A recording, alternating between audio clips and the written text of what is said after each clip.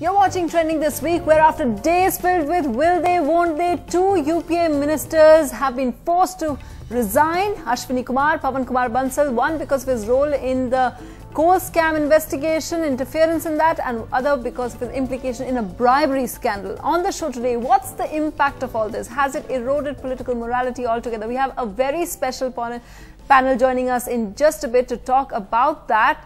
But first, let's just go across also to Sunil Prabhu for the latest in this entire thing. Of course, the topic that we're discussing today, does this show decline in morality? But first, the news that's happening. Sunil, the two, after all of this, will they, won't they? Why is it that the Congress then finally decided that they didn't need to, after all, wait for the core group to meet?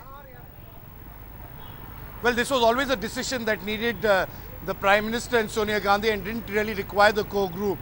It was, of course, a decision that they wanted to deflect, but I think as they heard the public outcry, and every minute, every hour they delayed was going to hurt not only the Prime Minister, the party, as well as the government's image. And it's in this context that the Prime Minister and Mrs. Gandhi met this evening to resolve, as the Prime Minister used the words, all issues. And Mrs. Gandhi, of course, has been quite forceful.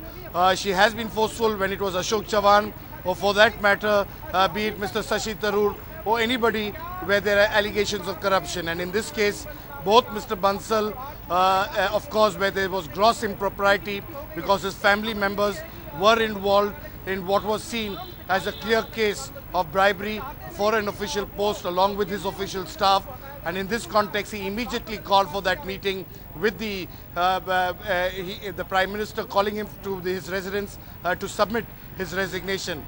And of course, the other case is the Colgate, in which the Law Minister intervened and called for that meeting with the Attorney General and the Additional Solicitor General to find a way forward, whether to do it in a sealed envelope. And then, of course, the shocking revelations in the CBI Director's affidavit, where the Supreme Court itself says the heart of the report has been changed. So it's in that context that the Law Minister, who is having an open war with the Attorney General, since both of them really sent the Law Ministry into a situation where it did not behave very well. It had become quite clear, not only for impropriety and being indiscreet in handling certain affairs. Mr. Ashwini Kumar was asked to put in his papers. So both Mr. Pawan Kumar Bansal and Ashwini Kumar no more remain ministers. They left the Prime Minister's residence without the red light on, without that red beacon, which has now become a symbol of status and power. And now, of course, they become an ordinary member of Parliament. And in the next few hours, we couldn't expect those resignation letters to be sent to the President. And we will see a new Railway Minister as well as a new Law and Justice Minister. Sunil Prabhu there with the latest on that resignation drama. But what does that resignation drama mean? And has it actually done anything? Has it not eroded the complete credibility of the ruling government? Our guest today in studio, we have former Chief Election Commissioner of India, S.Y. Qureshi, who actually was here to speak about Pakistan elections. But of course, this huge breaking news story taking over. KC Singh, also former ambassador, former diplomat, joining us in Delhi, someone who knows how it all works and is in the know of things happening in Delhi. Also in studio, Shazia Ilmi of the AAP party. The AAP party has been asking for resignations of all the ministers from day one, and along with other people, including Shogot Roy, who joins us from Kolkata. They've been asking as well. Dr. Qureshi, if I can start with you, as someone who's just looked at politics from as an outsider and involved, have worked very closely with them, how do you think this entire thing has panned out? Do you think it doesn't? Don't you think it leaves a bad taste in everyone's mouth? The way it was really stretched out, and people expected them to resign from the first day. I take it as a mixed feeling for me, because I have known these leaders for about 30 years as perfect gentlemen. Both of them. Both of them. And therefore I feel sad for them. At the same time, I feel happy that anything which is done to restore the faith of the people in democracy is worthwhile. Even if it is delayed, it is worth it, because we feel concerned that the people's faith in democracy and the leaders is at the lowest ebb. It's literally the pits. and we have to take immediate measures to restore that image. So you're saying that delay doesn't matter. Would you say, KC Singh, would you agree with Dr. Qureshi over here that, okay, even if it is late, it's good, it's done? Well, about the whole episode, there are two sides to it. One is the why of it and one is the how of it.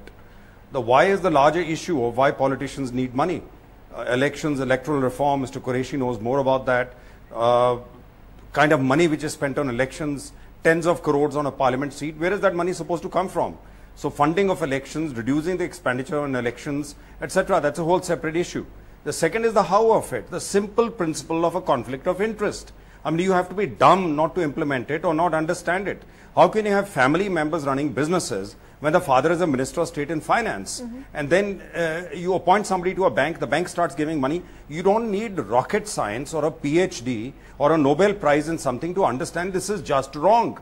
You cannot allow it. And therefore, when you appoint people to public positions, their background, their family should be taken. There are presidents in America where they put their equities in what is called a blind trust. Because you're going to be taking decisions which will be affecting corporations across the board. Here, insider trading and the cozy relationship. So you're saying they should have been sacked much earlier?